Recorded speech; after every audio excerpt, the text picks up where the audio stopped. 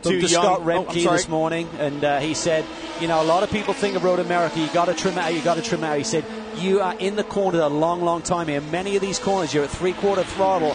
That means you need downforce. You need downforce in the brake zones. You got to deal with traffic. He said, in qualifying, you can trim it out a little bit, but we need downforce in the cars for the race. Somewhat surprisingly, they've all gapped themselves enough that the draft really isn't helping anybody, nor will anybody get bottlenecked up when it comes to a brake zone. 1 minute, 53 seconds left in this session. Will anybody get another lap? We'll have to wait and see, Jamie.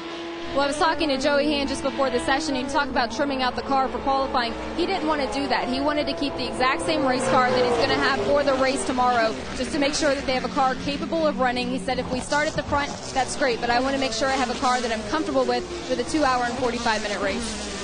It looks like perhaps about the first 4 or 5 cars on the racetracks. That would be the 2 BMWs, the Flying Lizard number 45 of Jörg Bergmeister, and perhaps both Risi Ferraris. Looks like will get another lap. They came by the line at about 2:15 left in the session. The Corvettes well back in the order. They will not.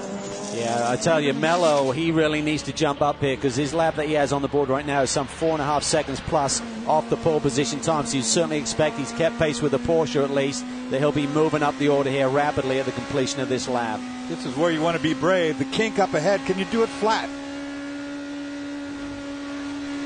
Pretty darn close. This is going to be the key. You can see it, 50 seconds on the board here. Maybe these front-runner cars will sneak over the line before we run out of time and the checker comes out.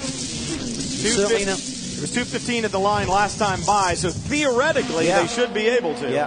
That would be a big advantage. That big one advantage. Last shot. We talk about some of the calls, the strategy that the BMW team have performed this year. Scott Remke at the helm. He's really on the radio with the 92 car during the sessions. Ray Hall himself is typically on the box with the 90. 18 seconds to the line. If they can make it there, they get one more go. They'll make it. Yeah. Joey Hand gets a lap. Tommy Milner's going to get a lap. Looks like the 45 will get another lap as well. The first Ferrari in the order is the 62. That's the key. And the second one, too. Oh, checker's out. Checker's out. I don't know that the 61's going to get it. It didn't get it. It did not get it. So the Ferrari is split. One's going. Both BMWs have got to go at it. That's it. So both BMWs, the 45 Flying Lizard and the 62. Jamie Melo. At least those 4 cars. I don't think the 61 got through in time. It didn't. You got a 3-car run for the pole. 4-car run for the pole right now. Order remains the same. Ollie Gavin holding down the point. Jan Magnussen in second, so neither BMW able to get to speed, but they'll get one more lap. Magnussen improved on his 4th lap there, but it was not enough to grab the pole away from Ollie Gavin. So the key is going to be, do those BMWs have enough? Does the Risi car? The 45. Lizard car pulls over.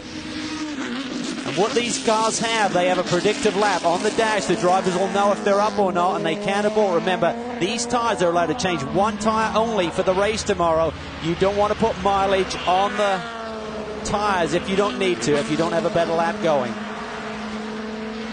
The other thing you'd be thinking about is you don't want to draft that Ferrari down the straightaway and give him a lap.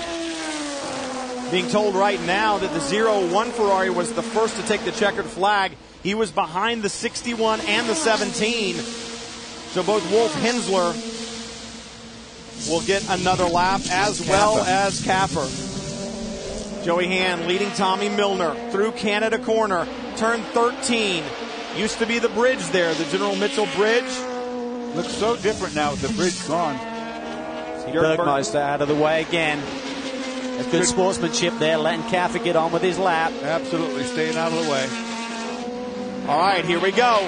This is it. The checkered flag is waving. Joey Hand across the line. Wait for timing and scoring.